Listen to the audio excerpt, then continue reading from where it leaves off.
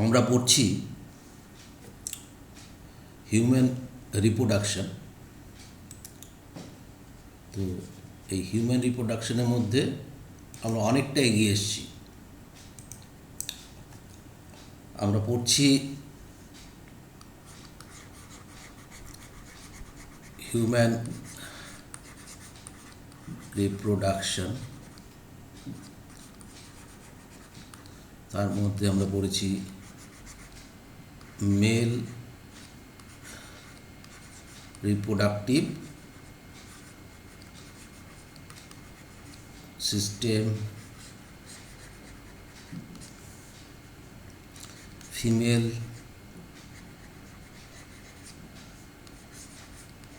Reproductive system, আমরা পড়েছি স্পারমাটোজেনেসিস,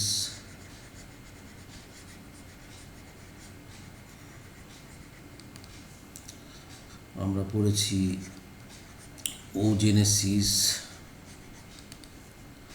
আমরা পড়েছি মেনস্ট্রুয়াল সাইকেল। আমাদের অলরেডি এই কটা পড়া কমপ্লিট। তো আমরা আজকে যেটা শুরু করব সেটা হচ্ছে ফার্টিলাইজেশন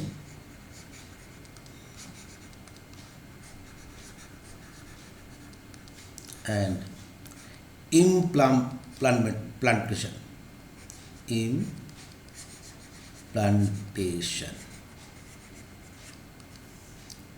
টুডেজ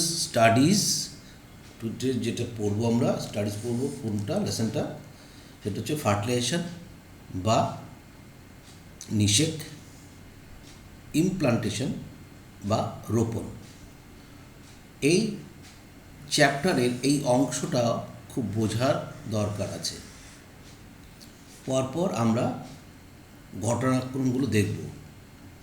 প্রথমে আমরা এনসিইআরটিতে অ্যাকর্ডিং টু এনসিইআরটি কী বলছে তার মধ্যে দিয়ে যাব। তারপরে তার পাশাপাশি আমরা নিটের বাইরে অথচ যে সমস্ত কোশ্চেন এসছে অতীতে তার উপরও আলোকপাত করব। তো লেটস বিগিনস, শুরু করি। During copulation means sexual reproduction in male and female. কয়টা সেক্সুয়াল রিপ্রোডাকশন, যেটা হচ্ছে কপুলেশন, মিলন, পুরুষ এবং স্ত্রীর মিলন, সেটাকে বলা হচ্ছে ডিউরিং কপুলেশন সিমেন ইজ রিলিজড। সিমেন কি আমরা আগে আলোচনা করেছি, শুধু স্পার্ম নয়, কিন্তু তার মধ্যে সেমিনার, প্লাজমা এবং অন্যান্য ফ্লুইড থাকছে। ঠিক আছে, বিশেষ করে এর মধ্যে ক্যালসিয়াম থাকছে, অন্যান্য অংশগুলো থাকছে। তো ডিউরিং কপুলেশন সিমেন ইজ রিলিজড, তাহলে পুরুষের যৌনাঙ্গ দ্যাট ইজ প্যানিস রিলিজ করছে সিমেন কোথায় না ভ্যাজাইনাতে। যখন এই মনে করো ভ্যাজাইনা,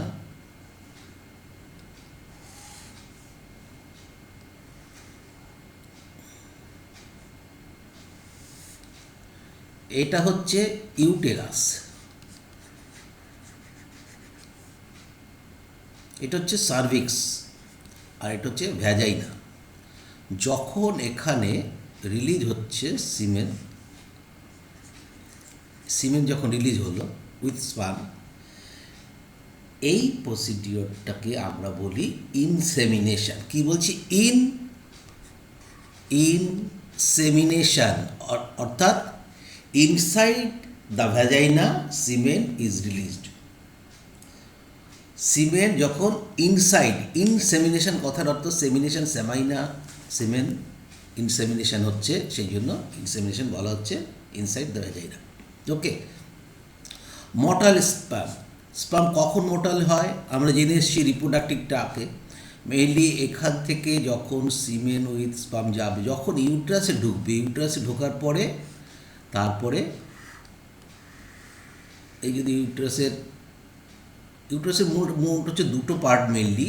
এই অংশটাকে বলি আমরা কি ফন্ডাস, মনে রেখো, এটা আমরা পড়েছি আর এখান থেকে এই অংশটাকে বলছি আমরা বডি। ঠিক আছে, তো মটাইল স্পার্ম কখন থাকছে না আমরা জানি এপিডিডাইমিসে ইনার্ট অবস্থা থাকে, পরপর ইনার্ট অবস্থা থাকে, তার ওপরে কি থাকে না গ্লাইকোপ্রোটিনের আবরণ থাকে, অতএব সে ততটা অ্যাক্টিভ থাকে না।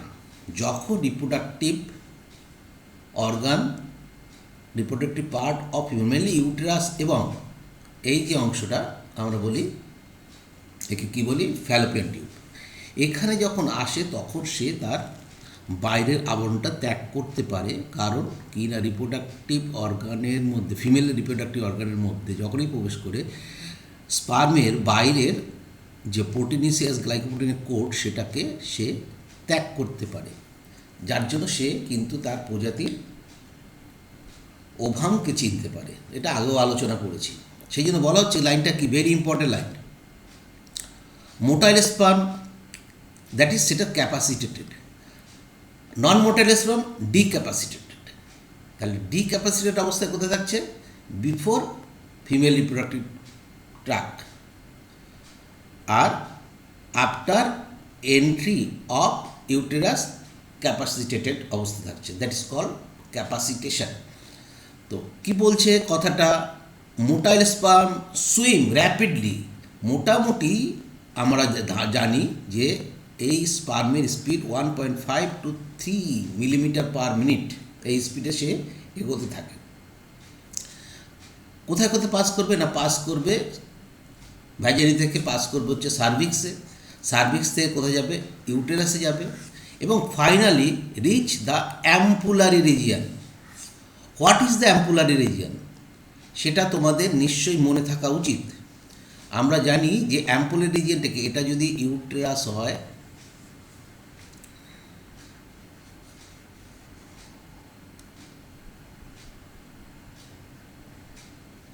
এটা যদি ইউটেরাস হয়, ফ্যালোপিয়ান টিউবের তিনটে ভাগ, একটা হচ্ছে ইসমাস, অ্যাম্পুলা আর হচ্ছে ইনফান্ডিবুলাম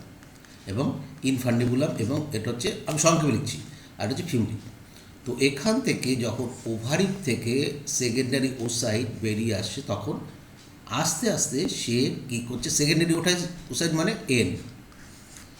এ আস্তে আস্তে এখানে যখনই প্রবেশ করবে তখন কি আছে, within the fallopian tube there is millions of cilia which help করছে কাকে না, এই যে ওভার তো সিলিয়া নেই, ফ্ল্যাজেলা নেই, তাহলে যাবে কি করে না, এর ভেতরে যে সমস্ত সিলিয়া আছে ফ্যালোপিয়ান টিউবে, তারা একমুখী প্রবাহ করে, যার ফলে এটা ক্রমশ সেকেন্ডারি ওসাইট এখান থেকে আস্তে আস্তে ইনফান্ডিবুলাম থেকে এই অ্যাম্পুলারি রিজিয়নে আসবে, আর এখান থেকে স্পার্মগুলো যাবে। এই স্পার্ম এসে এখানে অ্যাম্পুলারি রিজিয়নে ফার্টিলাইজেশন সেটা হবে, এটুকু মনে রাখতে হবে, এটা বুঝতে হবে।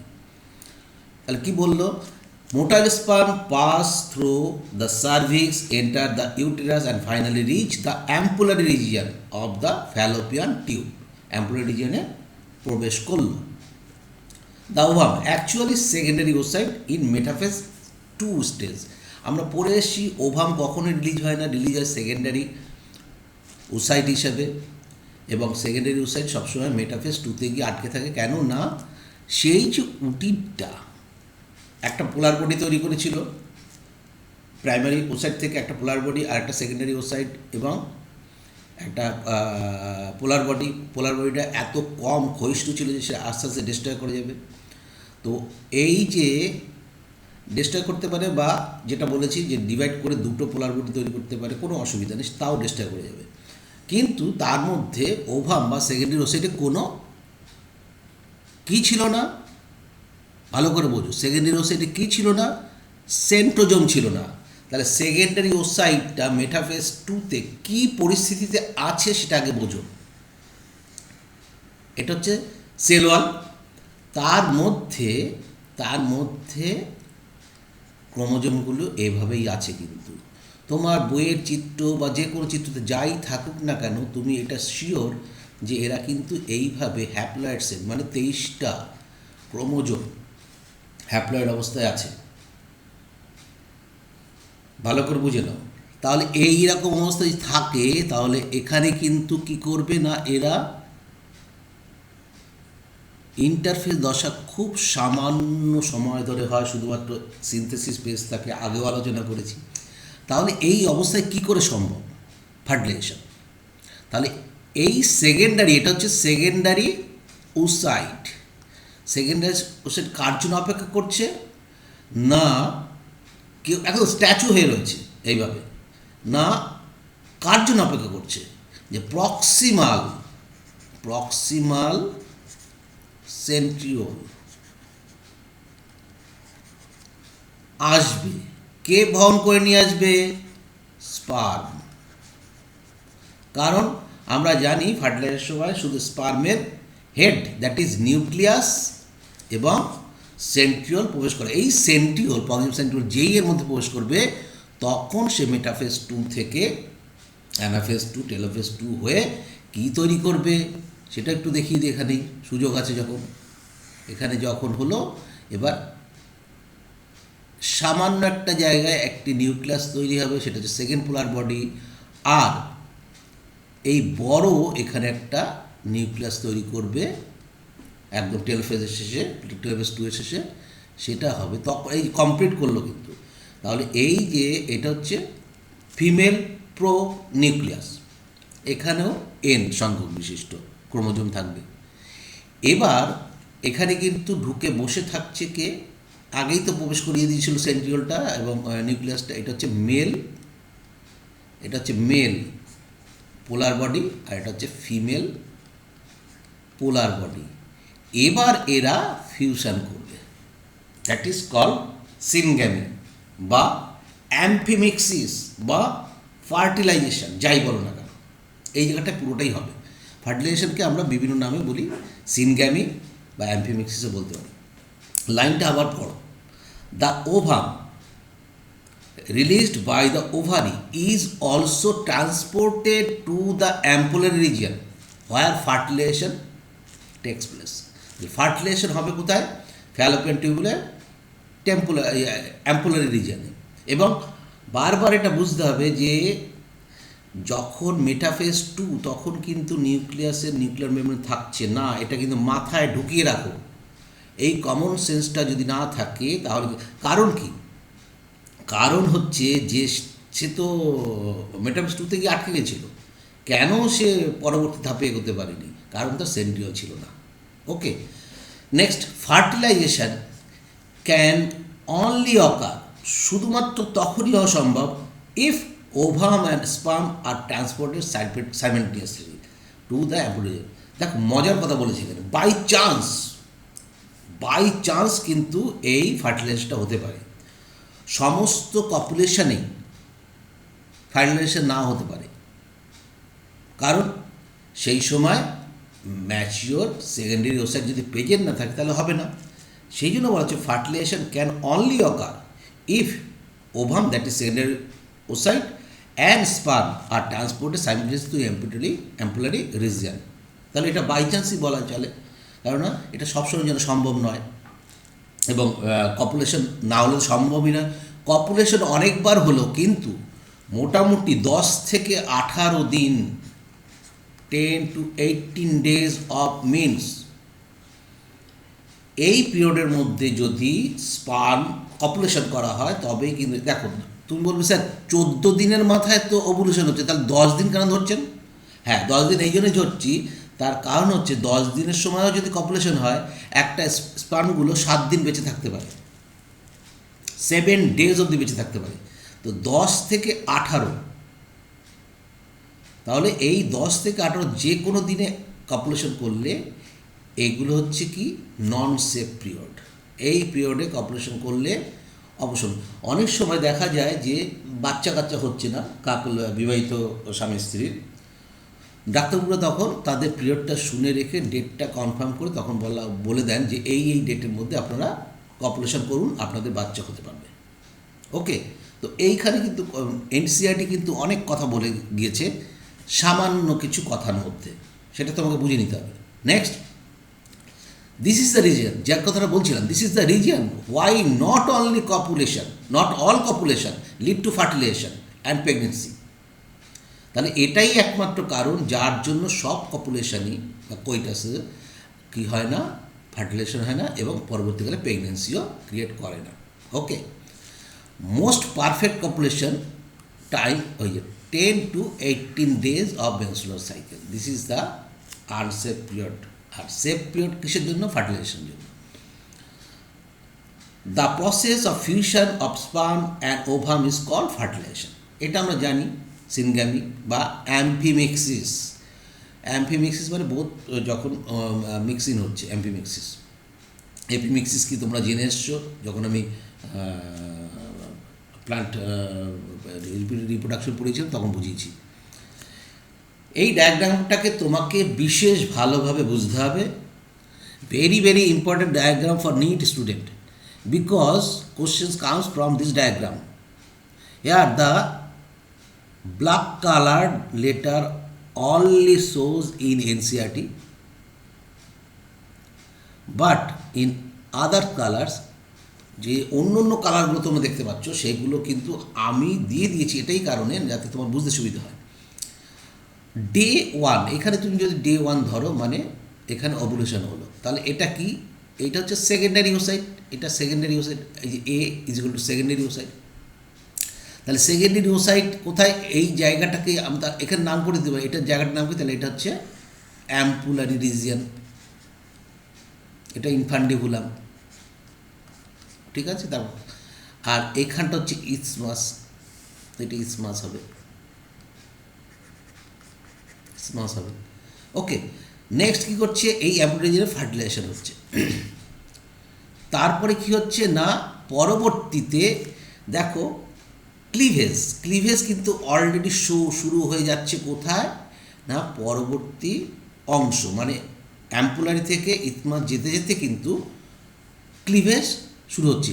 Cleavage is nothing but mitotic division. এবার এখানে কতগুলো তোমাদের সমস্যা হতে পারে যে ওখানে কি হয়েছিল, দুটো হ্যাপ্লয়েড সেট ছিল, একটা ফিমেল প্রোনিউক্লিয়াস একটা মেল প্রোনিউক্লিয়াস, তারা দুজন যখন ফিউশন হয়েছে, প্রথমে সাইটোপ্লাজমের ফিউশন, নেক্সট হচ্ছে তোমার নিউক্লিয়ার ফিউশন। তো নিউক্লিয়ার ফিউশন এখানে আরেকটু আমি বোঝাই যে এই যে সেকেন্ডারি ওসাইটটা ছিল তার মধ্যে সেই অংশে মেল নিউক্লিয়াস থাকবে, মেল নিউক্লিয়াসটা সেই অংশেই থাকবে যে অংশটাতে প্রচুর পরিমাণে সাইটোপ্লাজম থাকবে, আর পোলার বডিটা এক সাইডে চলে যাবে, এটা পোলার বডি। আর এখানে পোলার বডি যখন সৃষ্টি হলো তাহলে এখানে এটা ফিমেল নিউক্লিয়াস, এটা ফিমেল নিউক্লিয়াস, এটা মেল নিউক্লিয়াস, ঠিক আছে। তাহলে এই মেল নিউক্লিয়াস আর ফিমেল নিউক্লিয়াসের ফিউশনটা কোথায় হচ্ছে? হচ্ছে তোমার কোন রিজিয়নে হচ্ছে? ভালো করে বুঝে নাও, দিস রিজিয়ন, অ্যাম্পুলার রিজিয়নে। তার পরবর্তীতে এরা কী করছে না, জাইগোট ফর্মেশন করছে, এরকম জাইগোট 2n ফর্মেশন করলো। এই জাইগোট পরবর্তীতে জাইগোট এখানে যে ক্লিভেজ হয় সেটা হচ্ছে হলোপ্লাস্টিক। হলোপ্লাস্টিক মানে কি? একদম সমস্তভাবে এদের ডিম থাকে না, আলএসিথাল টাইপের এগ মেনলি, ঠিক আছে। হিউম্যানের ক্ষেত্রে আলএসিথাল, টেলোলেসিথাল অনেক রকমের এগ আছে। টেলোলেসিথাল যারা মেনলি যাদের এগের উপর দিয়ে খাবার দিতে হয়, যাদের প্লাসেন্টেশন যাদের হয় না, যেমন মুরগির ডিম, সাপ, কুমির, এদের ক্ষেত্রে আমরা টেলোলেসিথাল এগ পাবো। তো এর ক্ষেত্রে আলএসিথাল এগ থাকে এবং এরা ডিভিশন, ফার্স্ট ক্লিভেজ লংজিটিউডালি হলো এবং এই ফার্স্ট ক্লিভ তাহলে 2 সেল বা 2 সেল স্টেজ আসলো। তাহলে ক্লিভেজ এবং মাইটোসিস ডিভিশনের মধ্যে পার্থক্যটা কি সেটা আমরা বুঝবো। মাইটোসিস এবং ক্লিভেজের মধ্যে পার্থক্য, সাংঘাতিক পার্থক্য। শুধু এখন এখানে এটাই জানো, আমরা জানি কি যে সাধারণত এই একটা কোষ ছিল, মাইটোসিস ডিভিশনে কী হয়, এই কোষটা পরবর্তীতে কী হলো না, এ গ্রোথ পিরিয়ডে আকার ডাবলিং করে ফেলল, তারপরে দুটো কোষ তৈরি হলো, সেই দুটো কোষ একদম মাতৃকোষের মতন সাইজ হলো এবং অনুরূপ, ঠিক আছে। This is mitosis.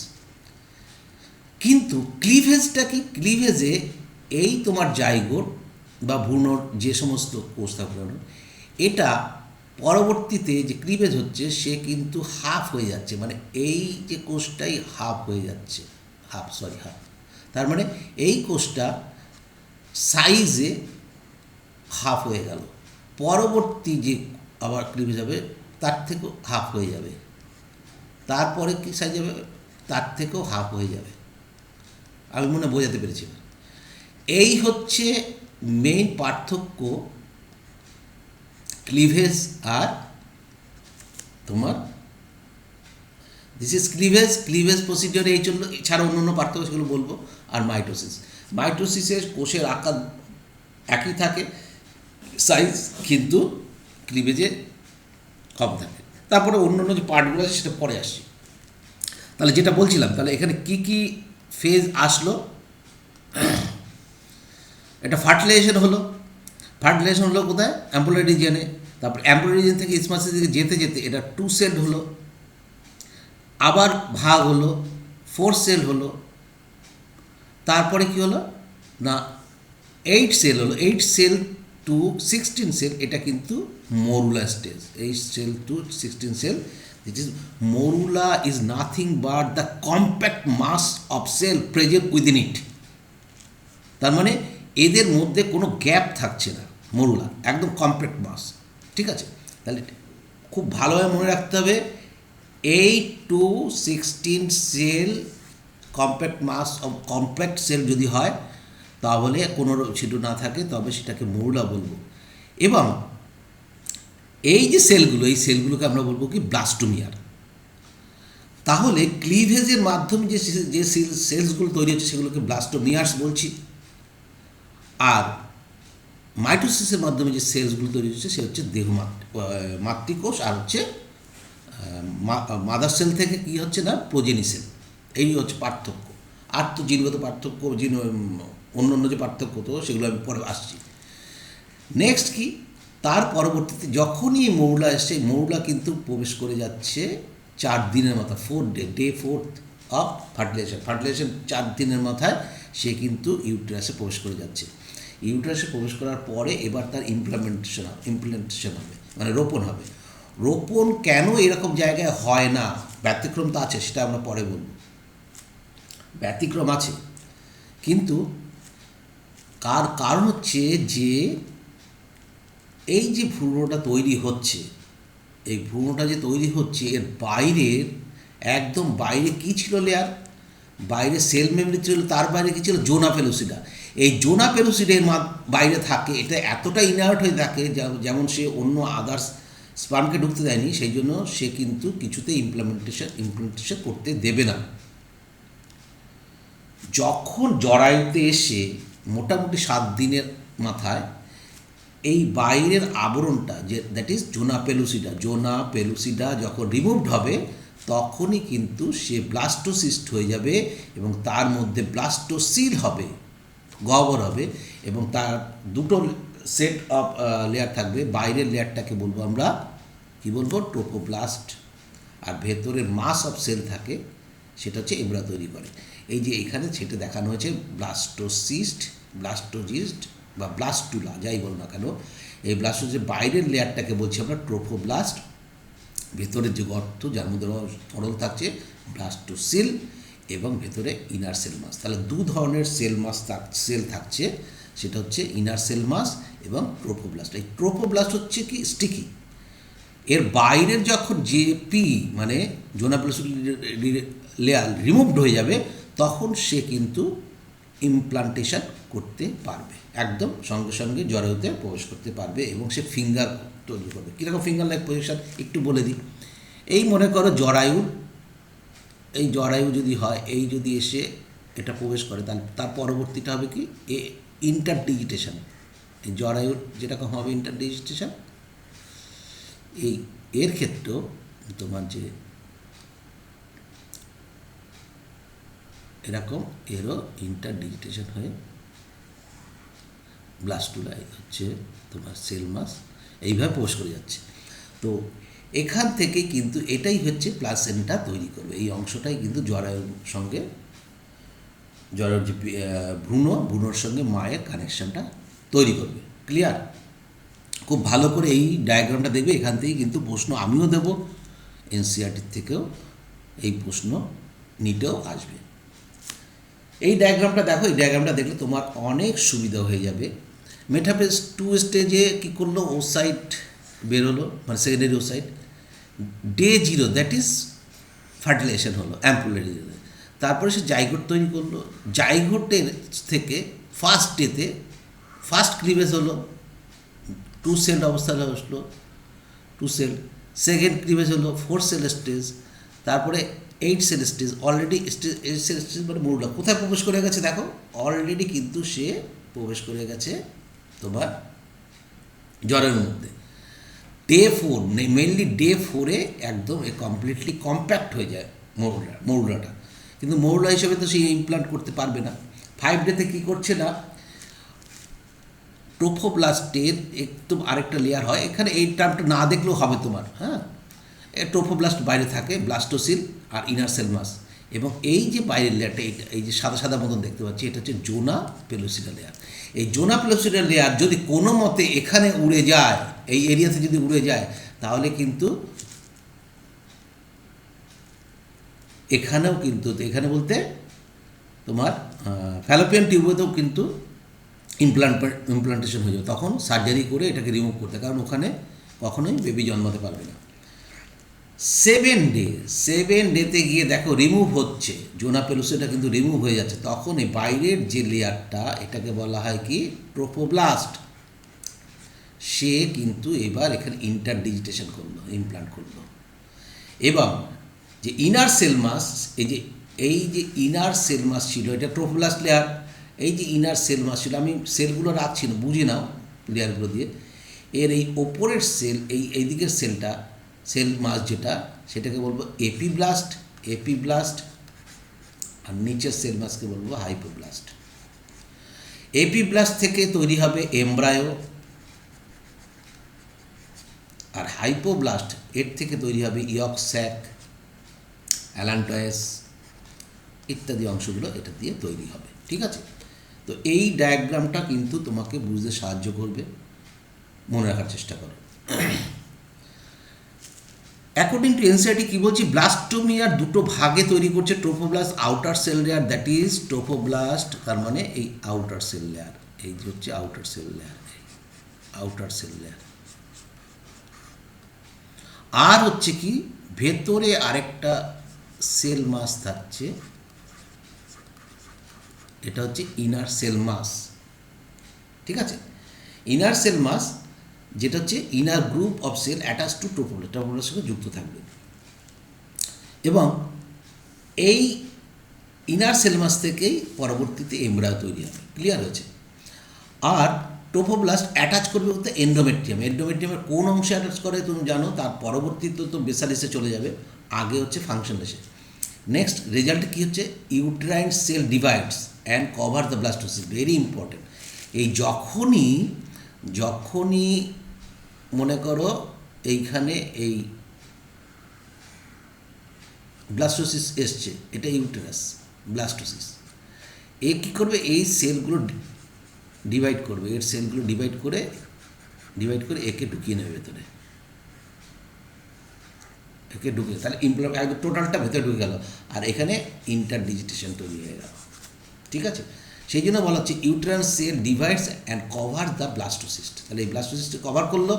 ব্লাস্টোসিস embedded in endometrium of uterus, implantation হলো, ডিটস একটু কী হবে না, প্রেগনেন্সি। ওকে, পরবর্তীতে প্রেগনেন্সি আর ল্যাকটেশন আমরা পড়ব, তখন আরও ভালো করে বুঝতে পারবো।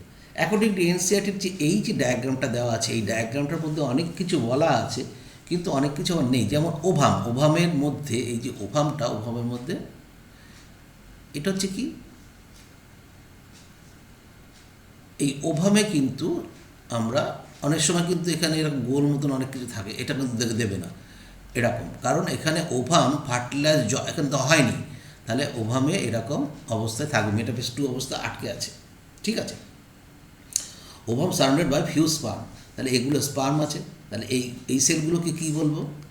Corona radiata. এই সেলগুলো হচ্ছে করোনা রেডিয়া। এই করোনা রেডিয়েটাকে কী করবে না, স্পার্মের হায়ালুরোনিক অ্যাসিড সমন্বিত যেটা হায়ালুরোনিডেজ, সেই এনজাইম আস্তে আস্তে এখানে ক্ষয়প্রাপ্ত হবে এবং অ্যাক্রোসিল এনজাইমের মাধ্যমে এই যে লেয়ারটা, এটা কী লেয়ার না, জোনা পেলুসিডা লেয়ার। এই জোনা পেলুসিডাকে সে পুরো কী করবে না, হোল সৃষ্টি করবে, তারপরে সে প্রবেশ করবে। তাহলে এই যে মাঝখানে এই জোনা পেলুসিডা লেয়ার, ভালো করে বোঝো, জোনা পেলুসিডা, এই জোনা পেলুসিডা লেয়ার, জোনা পেলুসিডা, দেখো এনসিআরটিতে ডায়াগ্রামের লেভেল করা আছে, অথচ তুমি যদি না পড়ো, তুমি তো যদি কোশ্চেন করে কিছু করো না, প্যারাভাইটালিয়ান স্পেস, পেরিভাইটালিয়ান স্পেস বা পেরিভাইটালিয়ান লেয়ার কোনটা কী, তাহলে এর মাঝখানে এটা হচ্ছে মনে করো সেল মেমব্রেন। এটা হচ্ছে কার cell membrane? Sell membrane of oocyte. তাহলে এটা হচ্ছে ওসাইট, এর ভেতরে ওসাইট, এটা ওসাইট, এটা ওসাইট মনে করো। তাহলে সেল মেমব্রেন, জোনা পেলুসিডা, তার মাঝখানে যে স্পেস, এই স্পেসটাকে বলবো পেরিভাইটালাইন স্পেস। ঠিক আছে, এই পেরিভাইটালাইন স্পেস কি যদি কোশ্চেন করে, তোমার এনসিআরটিতে লেখা নেই, এখান থেকে কোশ্চেন করে দিতে পারে, তুমি কিন্তু বলতে পারবে না যে আউট অফ এনসিআরটি এসে, কারণ ডায়াগ্রামে দেওয়া আছে পেরিভাইটালাইন স্পেস। এবং একবার একটি স্পার্ম যখন অলরেডি ওভামের মধ্যে ঢুকে যায়, তখন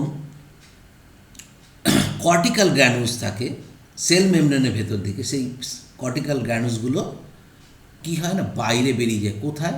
এই স্পেসের মাধ্যমে চলে যাবে জোনা পেলুসিডারে এবং জোনা পেলুসিডারকে হার্ড করে দেবে। এবং শুধু তাই নয়, মেমব্রেনটাকে ডিপোলারাইজেশন করবে।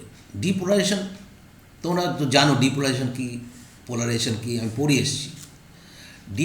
পোলারাইজেশন মানে নর্মালি বাইরের দিকে প্লাস চার্জ থাকে, ভেতর দিকে মাইনাস চার্জ থাকে। ডিপোলারাইজেশনে কী হবে, ঠিক উল্টোটা হয়ে যাবে, মাইনাস চার্জ হয়ে যাবে আর এদিকে প্লাস চার্জ হয়ে যাবে।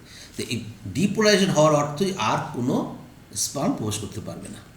ওকে, সেকেন্ডারি ওসাইডের কতগুলো যে স্টেজের মানে স্ট্রাকচারের যে ঘটনা দিচ্ছে, এই যে স্পার্মগুলো জেলিলিয়ান মানে কাকে বলা হচ্ছে, জোনা পেলুসিডা। ভাইটালান এনভব মানে এখানে একটা স্পেস আছে, সেটা হচ্ছে ভাইটালান স্পেস। তার পরবর্তীতে নেক্সট হচ্ছে সেল মেমব্রেন। ঠিক আছে, সেল মেমব্রেনের ঠিক নিচে থাকে কর্টিক্যাল গ্র্যানুলস, যেটার কথা বলছিলাম, কর্টিক্যাল গ্র্যানুলস, এবং এর মধ্যে প্রচুর পরিমাণে মাইক্রোনিউট্রিয়েন্ট থাকে, নিউক্লিয়াস থাকে। তাহলে এই যে কর্টিক্যাল গ্র্যানুলস, কর্টিক্যাল রিয়াকশান হয়, সেটাও আমরা পড়বই ফার্টিলাইজেশনে। এবার আমরা আবার এনসিআরটি মাথাকায় চলে আসলাম। কি বলছে?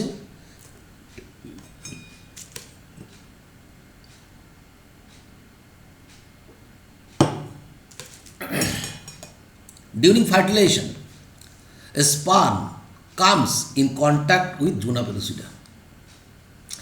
দেখো এখানে যেটা বলছে জোনা পেলুসিডাতে আসছে, তো ঘটনা হচ্ছে যে এই জোনা পেলুসিডাতে যখন আসছে স্পার্ম, তার বাইরে আরেকটা কিন্তু লেয়ার থাকছে করোনা রেডিয়েটা, সেটার আলোচনা কিন্তু এখানে করলো না।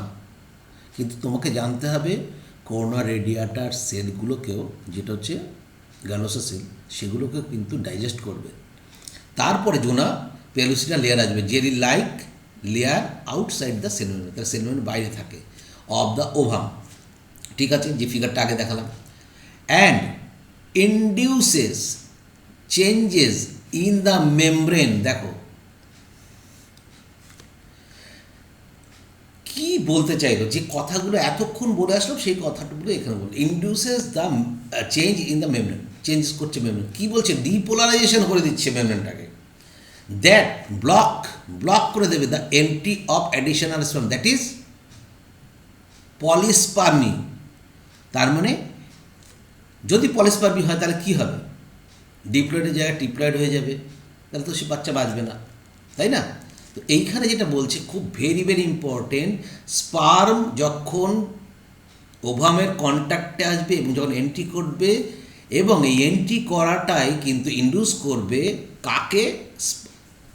ওসাইটের মেমব্রেনকে ডিপোলারাইজ করবে, যার ফলে সে চেঞ্জ হবে এবং ব্লক করে দেবে। ওই যে বলেছিলাম কর্টিক্যাল গ্র্যানুলসের রিয়াকশানের মাধ্যমে বাইরে কর্টিক্যাল গ্র্যানুলগুলো যাবে এবং জোনা পেলোসিডাকে ইনার্ট করে দেবে, প্রচণ্ড হার্ড করে দেবে, আর কোনো এন্ট্রি দিতে পারবে না। ওকে, এখানে আমি কি বলেছি, binding of sperm to the secondary oocyte, sperm secondary oocyte যখনই বাইন্ড করলো, ইন্ডিউস করছে depolarisation of the oocyte plasma membrane. ঠিক আছে, যা বলেছি, দিস প্রিভেন্টস পলিস্পার্মি, এটা পলিস্পার্মিকে বন্ধ করে দেবে।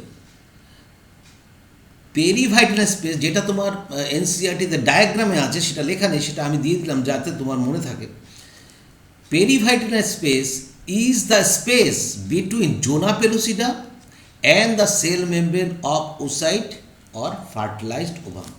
ফার্টিলাইজড ওভাম হতে পারে, ওসাইট হতে পারে, দুটোর ক্ষেত্রেই কিন্তু এই স্পেসটা থাকছে, জোনা পেলোসিডাটাকে হার্ড করে দিচ্ছে। ঠিক আছে, তাহলে in between zona pellucida and cell membrane opposite there is a space which is called perivitaline space. very very important, মনে রেখো কিন্তু, কারণ পেরিভাইটাল স্পেস কথাটা এনসিইআরটি ডায়াগ্রামে দেওয়া আছে। Next, thus the it ensured that only one sperm can fertilize an ovum. এই যে হার্ডেন করে দিল জোনা পেলোসিডা, সেটা কী পদ্ধতিতে, পদ্ধতিটা একটু ভালো করে পড়ে, যার ফলে পলিস্পার্মি বন্ধ করলো, ফার্টিলাইজেশন করলো একটাই, আর কোনো স্পার্ম ফার্টিলাইজ করতে ঢুকতে পারবে না। The secretion of acrosome, acrosome মানে আমরা জানি যে এই যে নিউক্লিয়াসটা কার, স্পার্মের, এর বাইরে এরকম গলগিপটি থেকে উৎপন্ন big lysosome, that is called acrosome. এবং এর পরবর্তীতে কি থাকছে না, এই proximal centriole, this is proximal centriole, এই অংশটুকুই কিন্তু ওভামের ভিতরে ঢুকবে, মানে সেন্ট্রিওসে ঢুকবে, বাকি মিডল পিস, তেল সব কিন্তু বাইরে পড়ে থাকবে। ক্লিয়ার? সেটা বলছি, the secretion of acrosome, secretion করবে, help the sperm enter into the cytoplasm of the ovum, that is secondary ওসাইটে ঢুকতে সাহায্য করবে through the zona pellucida and the plasma membrane and also granulosa cell layer, that is corona radiata. তাহলে কি করতে, এই যে অ্যাক্রোজোম, মেনলি অ্যাক্রোসিন, এই যে একসঙ্গে সেই এনজাইমগুলোকে একসঙ্গে বলছি, মেনলি হাইয়ালুরোনিক অ্যাসিড থাকে, হাইয়ালুরোনিডেজ নাম করা হয়, তার মাধ্যমে কিন্তু এরা হোর সৃষ্টি করে ভেতরে প্রবেশ করবে। এখানে আমরা যদি এই ডায়াগ্রামটা খুব ভালো করে লক্ষ্য করি, এটা হচ্ছে একটা এগ সেল, দিস ইজ একটা এগ সেল, তাহলে এর বাইরে হচ্ছে কোরোনা রেডিয়াটা ফলিকুলার সেল দিয়ে তৈরি, একে প্রথমে ডাইজেস্ট করবে, নেক্সট হচ্ছে জোনা পেলোসিডা জেলি কোট, সেটাকে ডাইজেস্ট করবে, তারপরে ওভামের মধ্যে এন্ট্রি নেবে কে, স্পার্ম, এই স্পার্মটা এন্ট্রি নেবে। পরপর দেখে আসি এখানে কি করছে না, এই হলুদ লেয়ারটা হচ্ছে জোনা পেলোসিডা, আর এটা হচ্ছে ovum. Binding of sperm to egg jelly coat, egg jelly coat bind করলো, then enzyme release from acrosome, দেখো এনজাইম রিলিজ করেছে, এই যে এই জায়গাটা এনজাইম রিলিজ করলো, enzyme digest the jelly coat, jelly coat digest করলো, এবং এর ভেতরে কী করলো না, নিউক্লিয়াস সঙ্গে সঙ্গে প্রক্সিমাল সেন্ট্রিওলকে প্রবেশ করিয়ে দিল। এবার এই সেন্ট্রিওলটা যাবে হচ্ছে কোথায় না, সেকেন্ডারি ওসাইট যে মেটাফেজ 2-তে আটকে আছে তাকে কমপ্লিট করে ফিমেল প্রো নিউক্লিয়াস তৈরি করবে, আর এই নিউক্লিয়াসটা তো male nucleus, male pro nucleus হিসাবেই থাকলো। ঠিক আছে, নেক্সট আমরা দেখি, this that is sperm entry induces the completion of mitotic division of secondary site। দেখো এইটুকু বললো, ফার্টিলাইজেশন কিন্তু এখনো হয়নি কিন্তু, তাহলে আমার কথাগুলো মিলছে তো? এই ইন্ডিউস করছে মাইটোটিক ডিভিশন, যেটা রুকে আছে, যেটা মেটাফেজ 2-তে, এই যে মেটাফেজ 2-তে সাইটের মধ্যে মেটাফেজ 2-তে যে আটকে আছে, এই মেটাফেজ 2-তে যে আটকে আছে, যেই এখানে মেল নিউক্লিয়াস ঢুকলো, মেল নিউক্লিয়াস এবং প্রক্সিমাল সেন্ট্রিওল। এ তখন পরবর্তীতে কী করলো, একে নিয়ে এইভাবে কোষ তৈরি করবে। মেন নিউক্লিয়াস কোন দিকে থাকবে না, যেদিকে বেশি সাইটোপ্লাজম থাকবে। তাহলে এটা হচ্ছে পোলার বডি তৈরি হবে, সেকেন্ড পোলার বডি। আর এখানে পোলার বডি তৈরি হয়েছে মানে একটা নিউক্লিয়াস তৈরি হয়ে গেছে, এখানে সেল ডিভিশনের এই যে সেল লেয়ার, এটা সেল লেয়ার। তাহলে এখানে ফিমেল প্রোনিউক্লিয়াস, আর এখানে তো বসে রইল মেল। এটা হচ্ছে মেল প্রোনিউক্লিয়াস, এটা ফিমেল প্রোনিউক্লিয়াস। ঠিক আছে, তো এরা এবার ফিউশন করবে। ক্লিয়ার? তাহলে আগে হচ্ছে কি কমপ্লিট করছে মেয়োটিক ডিভিশনটা উসাইটেড, প্রাইমারি সেকেন্ডারি উসাইটেড, পরবর্তীতে কিন্তু অ্যাম্ফিমিক্সিন হবে। কি বলছে তারপরে, second meiotic division is also unequal. Unequal হলো একটা ছোট আর একটা বড়। অলসো কেন বলছে, আমরা দেখেছি যে প্রাইমারি উসাইড থেকে যখন সেকেন্ডারি উসাইড করেছিল সেখানে ফার্স্ট পোলার বডি ছিল, সেটাও কিন্তু আনইকুয়াল হয়েছিল। সেই জন্য বললো also unequal and result in the formation of a secondary polar body which ultimately destroy করে যাবে and a haploid ovum that is ootid. Clear? Soon the haploid nucleus of sperm and the ovum fuse together to form diploid. একদম পরিষ্কার বুঝে গেলাম। এবার ঘটনা হচ্ছে, তোমাদের হয়তো কোনো সময় যদি মনে হয় যে আরে হ্যাপ্লয়েড হচ্ছে ডিপ্লয়েড হচ্ছে, একটা মেলাতে পারছি না, তুমি সঙ্গে সঙ্গে বুঝে যাবে, এত বোঝানোর কোনো সময় নেই, বুঝে যাবে যে ডিপ্লয়েড হচ্ছে যখন, ডিপ্লয়েড হওয়ার পরেই যখন ভাগ হয়ে যায়, তার মানে কি ভাগ হয়ে যাচ্ছে মানে তখন তাকে কিন্তু আবার ইন্টারফেজের এস ফেজ মানে ডিএনএ সিনথেসিস করে নিতে হয়েছে। ঠিক আছে, কারণ মাইটোটিক ডিভিশন করতে হচ্ছে, সেই জন্য তাকে করে নিতে হবে। কিন্তু এটা কিন্তু মাথায় রেখো, বোঝার যদি অসুবিধা হয়। আর আমি তো রইলাম কোশ্চেন করার জন্য। This diagram is very important events immediately following sperm penetration.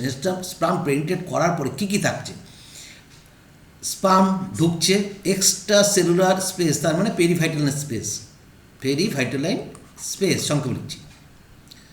এবার দেখো এখানে secondary meiotic division of oocyte, দেখো এই যখনই সেন্ট্রিওলটা পেলো এবার কিন্তু এটা ভাগ হওয়া শুরু করলো। আর এই যে যেই ভাগ হলো সঙ্গে সঙ্গে এইখানে সেকেন্ড পোলার বডি, তার পাশে তো আগে দুটো পোলার বডি অলরেডি ছিল।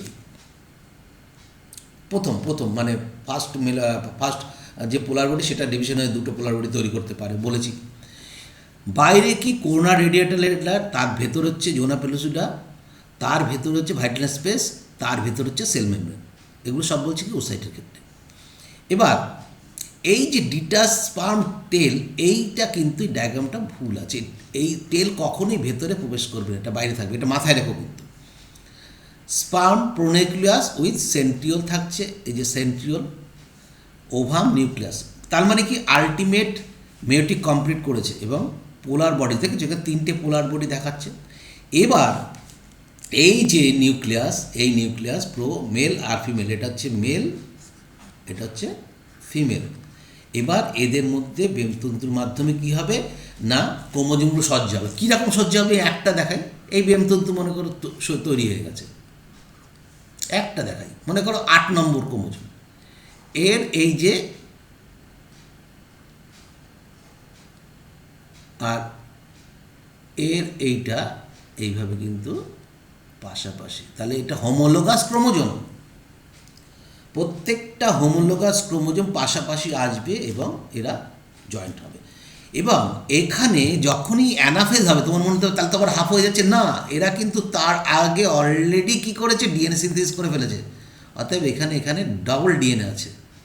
ঠিক আছে, অতএব এখানে এই যে জাইগোট ফর্মেশন করছে, তারপরে সিনথেসিস করছে, তারপর এই যে স্পার্ম অ্যান্ড ওভাম ক্রোমোজোম আসছে, এই যে অ্যানাফেজ হচ্ছে যখন দুটো সেল মানে এবার ক্লিভেজ তৈরি হচ্ছে, তাহলে অ্যানাফেজের আগে মানে তখনই কিন্তু যখনই আবার ডিভিশন তৈরি করতে যাবে, ক্লিভেজ তৈরি করতে যাবে, সঙ্গে সঙ্গে কিন্তু তার এস ফেজ অবশ্যই তার হবে।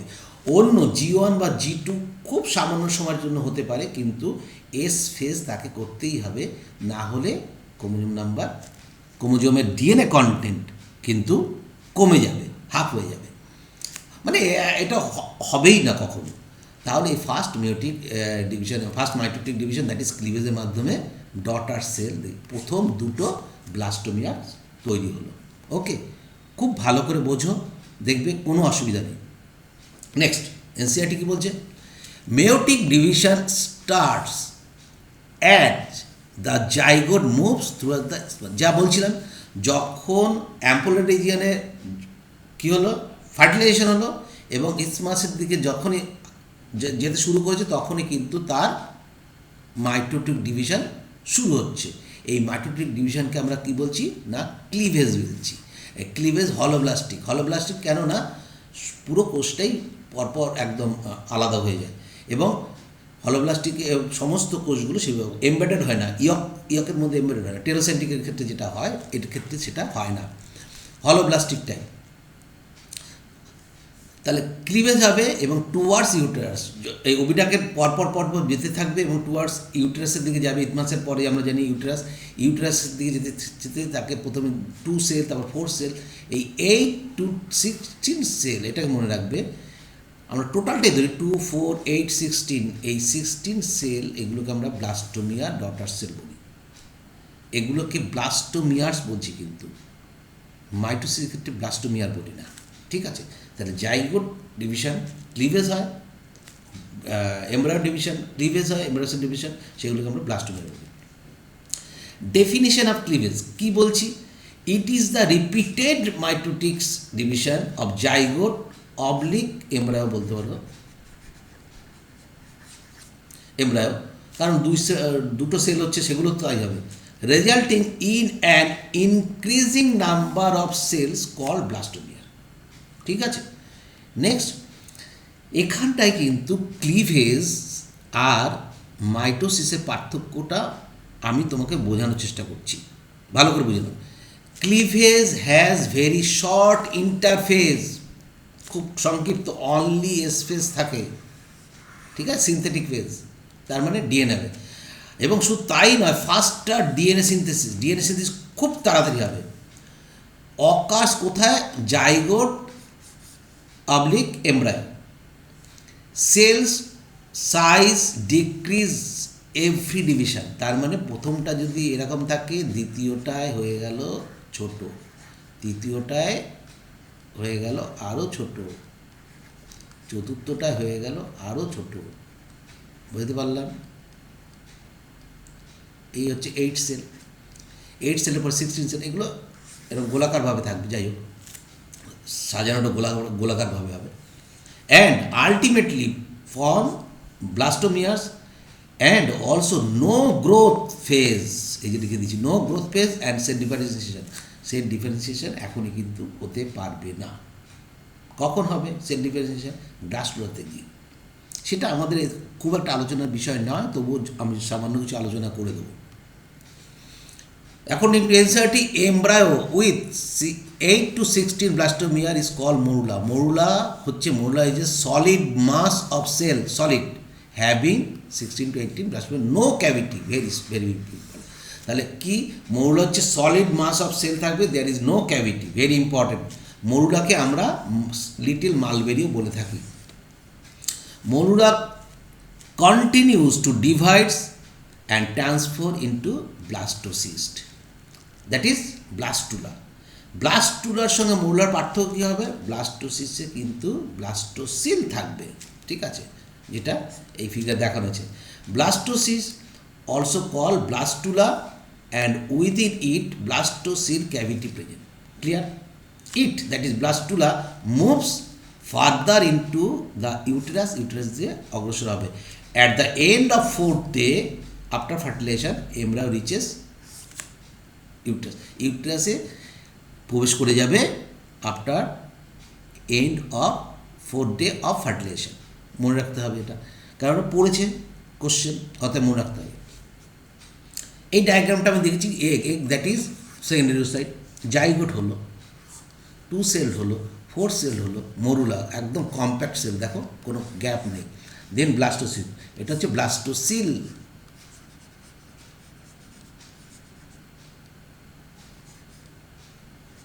ব্লাস্টোসিল, তাহলে এর বাইরের লেয়ারটা কি? Trophoblast.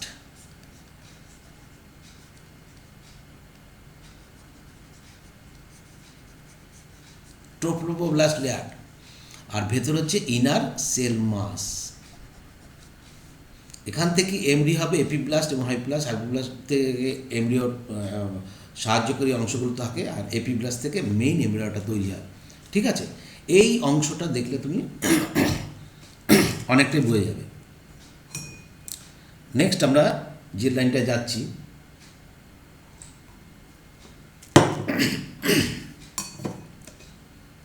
the blastomeres in the blastocyst are arranged into an outer layer called trophoblast and inner group of cells attached to trophoblast called inner cell mass. This is inner cell mass and it is trophoblast cell. আর এটা কি হবে? এটা হচ্ছে uterus. ইউটেরাসের এটা endometrium হবে। ঠিক আছে, এটা ব্লাস্টোসিল বা ব্লাস্টুলার cavity. Trophoblast layer then gets attach to the endometrium. দেখো, ট্রোফোব্লাস্টের বাইরে কে আছে? জোনা পেলোসিটা। আর ট্রোফোব্লাস্টের যে সেলগুলো, লেয়ারের সেল প্রচণ্ড স্টিকি, আঠালোর মতো, ওরা কিন্তু চিপকে যায় একদম ইউটেরাসের। কখন চিপকাতে পারবে? যখন ওর বাইরের যে জেলি লেয়ার, দ্যাট ইজ জোনা পেলুসিটা, যেটা একদম শক্ত হয়ে গেছে, সেটা যখন সে ত্যাগ করবে তখনই কিনতে হবে। এটা মনে রাখো। তাহলে trophoblast layer then gets attach to the endometrium mostly back side. দেখো কোন জায়গাটা বেশিরভাগ ক্ষেত্রেই দেখা যায় পিছনের দিকে, যেটা বডি অফ ইউটেরাসের পিছন সাইডটা মোস্টলি হয়। এটা এমন কথা নেই যে সাইডে হবে না, তবু এটা সাধারণত বেশিরভাগ ক্ষেত্রে হয় বলে আমি বলেছি। মানে ইমপ্লান্টেশনটা বেশিরভাগ ক্ষেত্রে এন্ডোমেট্রিয়াম আটকাবে। And inner cell mass gets differentiated into embryo. এখানে এইটুকুই বলেছে। আসলে ইনার সেল মাসের একটা হচ্ছে এপিব্লাস্ট, এপিব্লাস্ট থেকে এমব্রায়ো তৈরি হবে। আর হাইপোব্লাস্ট এটা অ্যাক্সেসরি পার্ট তৈরি হবে, অ্যানান্টোয়েস, ইয়কস্যাক এবং যেটা হচ্ছে তোমার অন্য যে পার্টগুলো যেগুলো আছে, যে এক্সট্রা যে এমব্রায়োনিক মেমব্রেন অ্যান্ড ক্যাভিটি, সেই সমস্ত পার্টগুলো তৈরি হবে। The cells of trophoblast which are direct contact, হ্যাঁ very important, contact with inner cell mass are called Rauber. কাকে রবার বলে কোশ্চেন কিন্তু এসে, সেই জন্য এই মনে করো তোমার ট্রোফোব্লাস্ট লেয়ার। ভালো করে বোঝো, এই হচ্ছে ট্রোফোব্লাস্ট লেয়ার। তাহলে এই হচ্ছে ট্রোফোব্লাস্ট লেয়ার। আর তাহলে এর সঙ্গে থাকবে কে? এর সঙ্গে এই হচ্ছে ইনার সেল মাস। আমি যেটা আঁকছি ভালো করে বোঝো, এই ইনার সেল মাস। এই ইনার সেল মাসে এই যে লেয়ারটা, সেল লেয়ার, যে সেল লেয়ারটা ট্রোফোব্লাস্ট লেয়ার এবং ইনার সেল মাসের কন্ট্যাক্টে থাকবে, তাকেই বলবো হচ্ছে সেলস অফ রবার। ক্লিয়ার?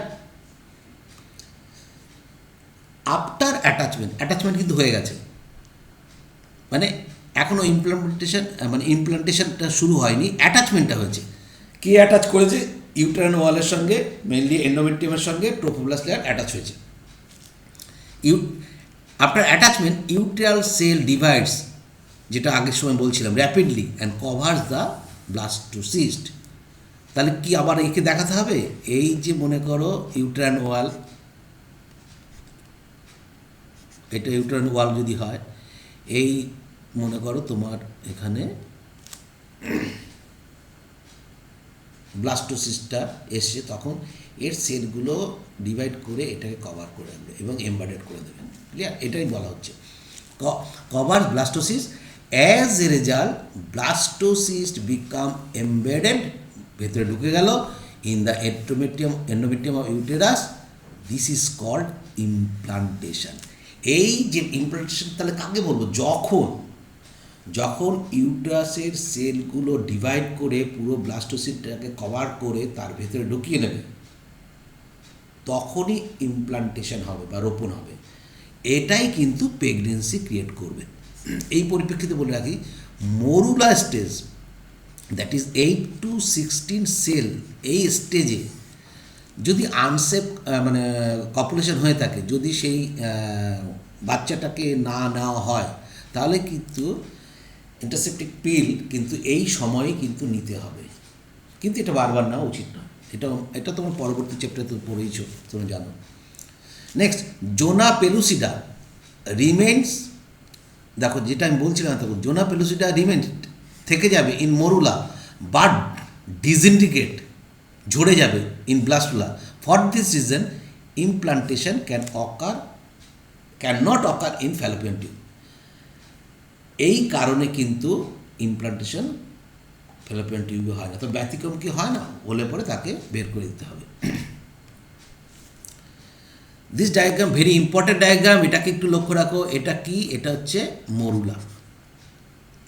মরুলার পরে এটা হচ্ছে blastula. Inner cell mass trophoblast এসছে 7 ডেতে ইমপ্লান্টেশন, এই যে ট্রোফোব্লাস্টের সেল ঢুকে গেছে। এবার এই যে ইউটেরাসের ওয়াল এরা কিন্তু কভার করে ফেলেছে, দেখেছো? কভার করে ফেলেছে, একদম পুরো কভার করে ফেলেছে। এবং অ্যামনিওটিক ক্যাভিটি মানে এমব্রায়ো যে ক্যাভিটিতে থাকে তাকে বলা হবে অ্যামনিওটিক ক্যাভিটি, পরিষ্কার। যে স্যাকে থাকবে তাকে বলবে অ্যামনিওটিক স্যাক, যে তরলের মধ্যে থাকবে তাকে বলবে অ্যামনিওটিক ফ্লুইড, পরিষ্কার কথা। এমব্রায়ো যে স্যাকে থাকবে অ্যামনিওটিক স্যাক, যে ফ্লুইডে থাকবে অ্যামনিওটিক ফ্লুইড, যে ক্যাভিটি থাকবে সেটা অ্যামনিওটিক ক্যাভিটি। এটা কিন্তু ভালো করে বুঝিয়ে দিই, কিন্তু কোনো যেন অসুবিধা না হয়। এবং এর এখানে হাইপোব্লাস্ট সেল এবং ট্রোফোব্লাস্ট। এতক্ষণ যেটা বলছিলাম যে হাইপোব্লাস্ট থেকে কী কী তৈরি হতে পারে, এই যে ইয়ক স্যাক তৈরি হতে পারে হাইপোব্লাস্ট থেকে, অন্যান্য যে অংশগুলো সেগুলো এমব্রায়োনিক ডিস্ক থেকে পরবর্তী তৈরি হতে পারে, এবং অ্যানাটমিক প্রসেস এক্সট্রা এমব্রায়োনিক যে চেম্বার সেগুলো কিন্তু, সেগুলো হচ্ছে যেমন করোনাল লেয়ার, করোনা মানে বাইরের দিকে করার যে অংশটা থাকবে। এখানে কি বলছে, ইমপ্লান্টেশন এমব্যাডিং অফ ব্লাস্টোসিস কোথায় না 7 ডেজে মোটামুটি ইউটেরাইনে আসে। ব্লাস্টোসিসকে উইথ ব্লাস্টোসিল ক্যাভিটি থাকতে হবে। এবং এই ব্লাস্টোসিসের দুটো পার্ট, একটা হচ্ছে trophoblast outer cell layer, inner cell mass will form embryo. আর ট্রোফোব্লাস্ট হচ্ছে দু রকমের হয়, ভেরি ইম্পর্টেন্ট, যদি মনে রাখতে পারো খুব ভালো। একটা হচ্ছে সিনসাইটোট্রোফোব্লাস্ট, এটা এডিওস কী করছে ইনটু এন্ডোমেট্রিয়ামে প্রবেশ করছে। আর সাইটোট্রোফোব্লাস্ট যেটা, সেটা কী করছে, ক্যারি করছে কি ব্লাড থেকে, মায়ের ব্লাড থেকে প্লাসেন্টার মাধ্যমে খাবার এবং শ্বাসবায়ু সমস্ত। তাহলে সাইটোট্রোফোব্লাস্ট ক্যারি করবে, সাইটোট্রোফোব্লাস্ট হচ্ছে ক্যারি করবে, আর হচ্ছে সিনসাইটোট্রোফোব্লাস্ট কিন্তু এমবেডেড করাবে তোমার হচ্ছে এন্ডোমেট্রিয়ামে। Next, lacuna and primary villi formed by, এই যে বলেছে সিনসাইটোট্রোফোব্লাস্ট, যে গহ্বরটা তৈরি করছে এবং যে ভিলিটা তৈরি করছে, ইন্টারডিজিটেশন। আমি বলেছিলাম না ইন্টারডিজিটেশন, এই যে এইখানে ইন্টারডিজিটেশন হয়েছে, এই যে এইগুলো হচ্ছে ইন্টারডিজিটেশন হয়েছে, এটা তৈরি করবে syncytiotrophoblast. All of this form placenta tissue. তাহলে এগুলো সমস্ত মিলেই তৈরি হবে প্লাসেন্টা। ভালো করে বুঝে নাও, প্লাসেন্টা তাহলে mainly trophoblast interdigitation with uterine wall, that is call placenta. Placenta তাহলে কোন হরমোন সিক্রেশন করে? কর্পাস লিউটিয়াম যা করে তাই করে, that is progesterone, right. Next যে কোশ্চেনটা দেওয়া আছে এনসিইআরটিতে, how many chromosome will be there in zygote, জাইগোটে কতটা ক্রোমোজোম থাকবে? মেনলি 2n হবে এবং 46 হবে হিউম্যানের ক্ষেত্রে, ঠিক আছে। নেক্সট একটা কোশ্চেন আছে, one has to remember that the sex of the baby has been decided at this stage, that is zygote stage. Let us see how. আমাকে দেখাও, কোশ্চেনটা করছে যে জাইগোট অবস্থায় যে সেক্স ডিটারমিনেশন হয়ে যায় সেটা কী করে সম্ভব, সেটা তোমরা খুব ভালো মতন জানো। কারণ ফিমেল অলওয়েজ যে প্রাইমারি ওসাইট থেকে যাই আসুক না কেন, সব একটা এক্স ক্রোমোজোম নিয়ে আসবে, আরেকটা গ্যামেটও এক্স ক্রোমোজোম নিয়ে আসবে, যাভাবেই আসুক না কেন। কিন্তু মেলের ক্ষেত্রে দুরকম আসতে পারে, এক্স এবং ওয়াই গ্যামেট, অন্যান্য তো অটোজোমা থাকবে। তাহলে এর সঙ্গে এই গ্যামেটের মিল হলো, তাহলে ফিমেল হবে, এর সঙ্গে এর ফিমেল হলো ফিমেল হবে, কিন্তু এর সঙ্গে এর হলে মেল হবে, এর সঙ্গেও তাই হবে। তাহলে এখানে সেক্স ডিটারমিনেশন কে করছে? পুরুষরা করছে। অথচ দেখবে এখনও পর্যন্ত আছে, এখন অনেক শিক্ষিত হয়েছে তাও জানে, তবুও বাড়ির মহিলাকেই দোষারোপ করা হয় যে তোর জন্যই আমার মেয়ে সন্তান জন্ম হলো। আসলে যে কালপিট ওই পুরুষটা, সেই কালপিটটাকে বোঝানো দরকার যে বাবা তুমি এর জন্য দায়ী। সেটাই আমরা একটু দেখি। ইন কেস অফ মেল কীভাবে হচ্ছে ফাদারের এক্স অ্যান্ড ওয়াই দুটো রকমের গ্যামেট, ফিমেলের একই রকম গ্যামেট, যার ফলে ডটার সন এখানে কীভাবে আসতে পারে 50-50 আসতে পারে। 50-50 আসার চান্স কার না, 50:50 হচ্ছে ফিমেলের ক্ষেত্রে, সেই জন্যই এরকম আসে। ইন কেস অফ বার্ডস তোমরা পড়ে এসছো, এগুলো আর ডিটেলসে পড়বো না। বার্ডসের ক্ষেত্রে আমরা ঠিক অপোজিট দেখেছি। সেখানে দেখেছি মেল হচ্ছে হোমোগ্যামেট হয়ে যায়, এই যে মেল হচ্ছে হোমোগ্যামেট একই রকমের। ফিমেলের ক্ষেত্রে কিন্তু ডাব্লু আর জেড, যার ফলে সেই ক্ষেত্রে কিন্তু ফিমেলরা হচ্ছে সেক্স ডিটারমিনেশনের জন্য বার্ডসের ক্ষেত্রে। আবার মজার ব্যাপার, হানিবির ক্ষেত্রে আমরা দেখেছি কি যদি ডিপ্লয়েড হয় 2M তবে সে ফিমেল, আর যদি হ্যাপ্লয়েড হয় তবে সে মেল। এগুলো কি বৃত্তান্ত জেনেটিক্সে সমস্ত পড়িয়ে এসেছি, এখানে আর ডিটেলস আলোচনা করছি না। নেক্সট অ্যান্সার কি বলছে, অ্যাকর্ডিং এনসিআরটি কি বলছে, chromosome pattern in the human female XX and that of male কোথায় XY, therefore all the haploid gametes of ova produced by the female have the sex chromosome only X, whereas the male gametes, that is sperm, the sex chromosome either could be X or Y. Hence 50% of the sperm carry X chromosome and other 50% carry 50% Y chromosome. That is why এই কারণের জন্যই কিন্তু male is main factor for sex determination of human. After fusion of the male and female gametes, the zygote could carry XX or XY depending upon, red color দিয়ে দিয়েছি, depending upon on whether the sperm carrying X or Y fertilized ovum। কার উপর depend করবে? মেলের স্পার্মের উপরে।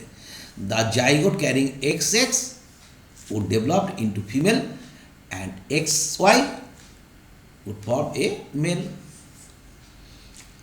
That is why scientifically it is correct to say, দেখো এত easy কথা কেন এনসিএটি বারবার বলছে, কারণ সোসাইটিতে এটা একদম ছড়িয়ে দিতে চাইছে যে নারী নয় পুরুষই সন্তানের লিঙ্গধারণের জন্য দায়ী। ঠিক আছে, scientifically it is correct to say that the sex of the baby is determined by the father, not the mother.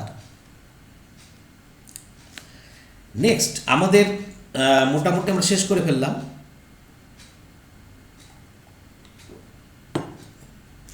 একদম ফার্টিলাইজেশন এবং ইমপ্লান্টেশন আমরা শেষ করেছি, নিষেক এবং রোপণ। এবার আমরা এনসিআরটির বাইরে একটু জানবো। না জানলে পরে কিন্তু নিটেরও বিভিন্ন কোশ্চেন উত্তর করতে পারবো না, এইমসের তো এখন একই সঙ্গে হয়, তবুও টাফ কোশ্চেনগুলোকে মেনলি আমরা উত্তর করতে পারবো না। ইম্পর্টেন্ট ইভেন্টস অফ ফার্টিলাইজেশন কী কী ইম্পর্টেন্ট ইভেন্টস হয়?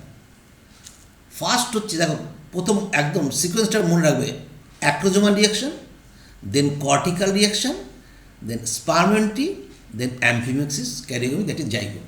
তাহলে অ্যাক্রোজোমাল রিয়াকশান কোথায় থাকবে? এই যদি হেড হয় স্পার্মের নিউক্লিয়াস, তার বাইরে থাকে অ্যাক্রোজোম, তাহলে প্রথম এই অ্যাক্রোজোমের রিয়াকশান হবে। এবং এই অ্যাক্রোজোম যখন ঢুকবে, এবার এই যে উসাইটের এই ভেতরে থাকবে হচ্ছে কর্টিক্যাল গ্র্যানুল। তাহলে কর্টিক্যাল গ্র্যানুলের মধ্যে এবার প্রবেশ করবে। এবার এই কর্টিক্যাল সঙ্গে রিয়াকশান হবে, রিয়াকশান হলে কর্টিক্যাল গ্র্যানুল বাইরে চলে যাবে, যৌন ভিসরকে হার্ট করে দেবে যাতে আর পলিস্পার্মি না হয়, এবং তারপরে স্পার্ম এন্ট্রি নেবে এবং তারপরে pronucleus of male and female combined and form zygote. এটাকেই আমরা দেখব। ফার্স্ট হচ্ছে acrosomal reaction. Secondary oocyte reaches in the fallopian tube after ovulation, correct, কোনো অসুবিধা নেই।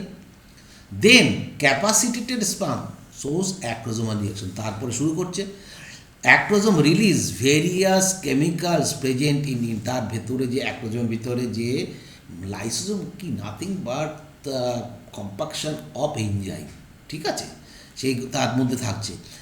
This chemicals collectively call sperm lysis. তাহলে এই যে অ্যাক্রোজোমে যে এনজাইমগুলো এবং কেমিক্যালস থাকছে আমরা একসঙ্গে সেগুলোকে বলছি স্পার্ম লাইসিন। স্পার্ম লাইসিন কেন বলছি? এই লাইসিস করতে মানে ধ্বংস করতে সাহায্য করে করোনা পেলোসিটাকে, করোনা রেডিয়াটাকে লেয়ার, জোনা পেলোসিটা লেয়ার, সেল মেমব্রেন অপোসাইট, এগুলোকে কী করছে না একদম ডিসইন্টিগ্রেট করে দিচ্ছে। তার ফলে male nucleus and proximal centriole প্রবেশ করতে পারছে। তাহলে আমরা একত্রে তাদের বলছি কালেকটিভলি স্পার্ম লাইসিনস। মনে রাখো, কোশ্চেন পড়েছে কিন্তু। দিস কেমিক্যালস আর কী কী হতে পারে, যেটা বারবার বলে আসছিলাম, hyaluronidase, that is hyaluronic acid enzyme acts on the ground substance of follicular sell.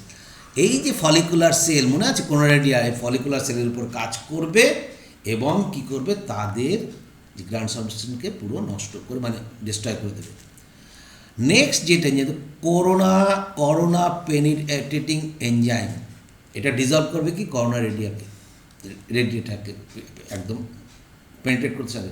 Corona penetrating enzyme very important, নামটা মনে রাখবো। কিছুই না, করোনাকে ধ্বংস করবে, করোনা রেডিয়াটাকে ধ্বংস করবে, সেটা করোনা এবং পেনিট্রেটিং এনজাইম, এটা করোনা। নেট হচ্ছে অ্যাক্রোসিন বলি বা জোনালাইসিন, একই কথা। জোনা পেলোসিটাকে সে লাইসিস করে, সেই জন্য জোনালাইসিন বা অ্যাক্রোসিন, এটা ডাইজেস্ট করবে জোনা পেলোসিটা লেয়ার। অ্যাক্রোজোম রিয়াকশান রিকর্ড কী কী দরকার, অপটিমাম টেম্পারেচার দরকার। কিন্তু দেখো অতিরিক্ত হিট হলে কিন্তু এই সমস্ত ফার্টিলাইজেশন হবে না। ফিমেল দেহে যদি মনে করো অনেক দিন ধরে জ্বর আছে, তাহলে কিন্তু হবে না। অপটিমাম টেম্পারেচার, অপটিমাম পিএইচ এগুলো যদি ঠিকঠাক না থাকে ফিমেল বডি, তাহলে কিন্তু অ্যাক্রোজোমাল রিয়াকশান ঠিকমতো হবে না, অর্থাৎ ফার্টিলাইজেশন হবে না। সেই জন্য acrosomal reaction requires optimum pH and optimum, এখানে optimum pH and optimum temperature. Calcium ion তো আমরা জানি স্পার্মেই থাকে, এবং magnesium ion, very important ions requires for acrosomal reaction. Next কি বলছি, binding of the sperm to the secondary oocyte includes depolarization. তাহলে ইন্ডিউস করছে, কী করছে, ডিপোলারাইজেশন করছে of the oocyte plasma membrane, যেটা আমি আগেই বলে এসেছি। তাহলে যখনই এন্ট্রি করছে স্পার্ম তখনই ডিপোলারাইজ হয়ে যাচ্ছে কি সেল মেমব্রেনটা সেকেন্ডারি ওসাইটে। এটা কী করছে, দিস প্রিভেন্টস পলিস্পার্মি। নর্মালি কী থাকে, প্লাজমা মেমব্রেনে কী থাকে, পোলারাইজ কন্ডিশন থাকে। আউটারে থাকে প্লাস চার্জ, আউটার থাকবে হচ্ছে প্লাস চার্জ, ঠিক আছে। তার মানে ভেতরে থাকে হচ্ছে মাইনাস চার্জ, এবং তখন চার্জ ডিফারেন্স যখনই হচ্ছে এই আয়নের সঙ্গে সঙ্গে আউটার হয়ে যাচ্ছে মাইনাস চার্জ আর তোমার ইনার হয়ে যাচ্ছে প্লাস চার্জ। এই ডিপোলারাইজেশন হওয়ার অর্থই হচ্ছে আর কোনো দ্বিতীয় স্পার্ম ভিতরে প্রবেশ করতে পারবে না, পলিস্পার্মিও ঘটবে না। ডায়াগ্রামটা খুব ইম্পর্টেন্ট তোমার বোঝার জন্য, এবং তুমি এটাকে একটু দেখবে। দেখো ফার্স্ট হচ্ছে কি, এটা হচ্ছে গ্রানুলোসার সেলস লেয়ার, নেক্সট হচ্ছে কি জোনা পেলোসিডা লেয়ার, নেক্সট হচ্ছে কি ভাইটাল স্পেস, নেক্সট হচ্ছে কি সেল মেমব্রেন, নেক্সট হচ্ছে সাইটোপ্লাজমে করোনা কর্টিক্যাল গ্র্যানুলস। এই কটা পার্ট তুমি ভালো করে একটু বোঝো, এবং সাইডে যে লেখাগুলো আছে সেই লেখাগুলোকেও বোঝো। তাহলে করোনা গ্র্যানুলোসার সেলস অফ করোনা রেডিয়াটা কোনটা দেখতে পাচ্ছ, জোনা পেলোসিডা লেয়ার কোনটা দেখতে পাচ্ছি, জেপি3 মানে জোনা পেলোসিডা 3 মলিকুল, সেটা ম্যামালসের বিভিন্ন ম্যামালসে পাওয়া যায়, সেই জন্য এটা দেওয়া হয়েছে। ওসাইট মেমব্রেন, প্লাজমা মেমব্রেন কোনটা তুমি দেখে নাও, লেবেল করা আছে। এবং ওসাইট স্পার্ম বাইন্ডিং করছে, যেখানে বাইন্ডিং করলো, তারপর হচ্ছে কর্টিক্যাল গ্র্যানুলস, অ্যাক্রোজোমাল প্রসেস, নেক্সট হচ্ছে cortical reaction and sperm nucleus প্রবেশ করলো। এখানে 1 নম্বরে কি বলছে, 1 নম্বর মানে এই অংশটা কোথায় গেছে সেটাকে লক্ষ্য করবে পড়ার সময়, তোমাকে সুবিধা হবে বুঝতে। কি বলছে, এইডেড বাই সারফেস হায়ালুরোডেজ, ঠিক আছে, enzyme, sperm cell weaves into way past granulosa cells of the corona radiata. Clear? Binding of the sperm, এই অংশটা কোথায় যাচ্ছে, এই অংশে যাচ্ছে। অতএব binding of the sperm to zona pellucida 3 ZP molecules in zona pellucida causes rise of calcium ion level within the sperm, আরও বাড়িয়ে দিচ্ছে, ট্রিগারিং কী করছে না, অ্যাক্রোজোমাল রিয়াকশনকে সাহায্য করছে করতে। নেক্সট এটা কোথায় যাচ্ছে না, এই অংশে যাচ্ছে।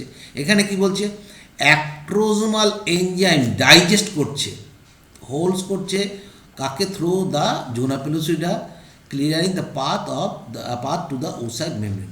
নেক্সট 4 নম্বর কোনটাকে ইন্ডিকেট করছে, এটাকে ইন্ডিকেট করছে, the sperm forms an acrosomal process which binds to the oocytes sperm binding রিসেপ্টরের মাধ্যমে। কারণ প্রত্যেকটা প্রজাতি স্পেসিফিক হয় কেন, সে প্রত্যেকটা নিজেকে চিনতে, অন্য কোনো স্পার্ম আসলে পরে কিন্তু এটা সেই রিসেপ্টরে কাজ করবে না। নেক্সট 5 নম্বর কোনটাকে শো করছে, এই অংশটাকে শো করছে। এটা কি বলছে, sperm and oocyte plasma membrane fuse হচ্ছে, অ্যালাউইং স্পার্ম কন্টেন্ট কোথায় করছে না, এন্টার ওসাইটে প্রবেশ করছে। 6 নম্বরটা কোথায় দেখাচ্ছে না, এই অংশটাকে দেখাচ্ছে।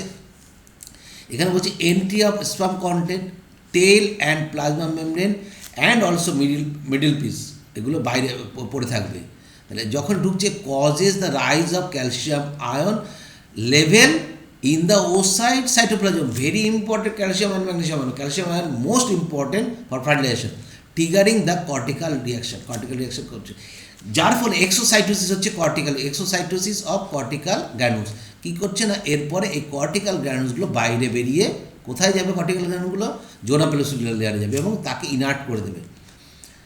দ্য রেজাল্ট ইজ হার্ডেনিং, মানে কর্টিক্যাল গ্র্যানুল যেই বাইরে বেরিয়ে গেল, মানে পিরিভাইটাল স্পেসের মাধ্যমে, অফ জোনা পেলুসিডা অ্যান্ড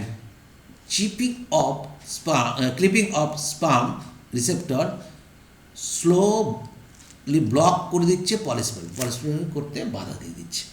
খুব ইম্পর্টেন্ট, এটা ফ্লো চার্ট হিসাবেও তুমি ভাবতে পারো, very important.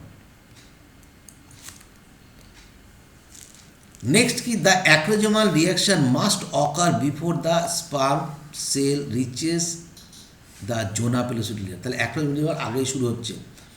In the mouse, যেটা GP3 দেখলাম না, মাউসের ক্ষেত্রে it has been demonstrated JP3 zona pellucida sperm binding glycoprotein 3 এই granules, one of the protein that make up zona pellucida bind to the partner module. কার সঙ্গে bind করছে, তাহলে জোনা পেলুসিডা বেরিয়ে গিয়ে স্পার্মের মধ্যে কিসে বাইন্ড করে, β1/4 গ্যালাক্টোসাইড ট্রান্সফারেস রিসেপ্টর। দেখেছো, প্রত্যেকটা চেনে প্রত্যেকটা রিসেপ্টর আছে। জোনা pellucida sperm binding glycoprotein 3 receptor, 3 যে তোমার প্রোটিনটা আছে সেটা রিসেপ্টর কি গ্রহণ করবে কে না, এই পার্টনারটা তাকে গ্রহণ করবে, ঠিক আছে। β1 আলফা বিটা, যেমন β1/4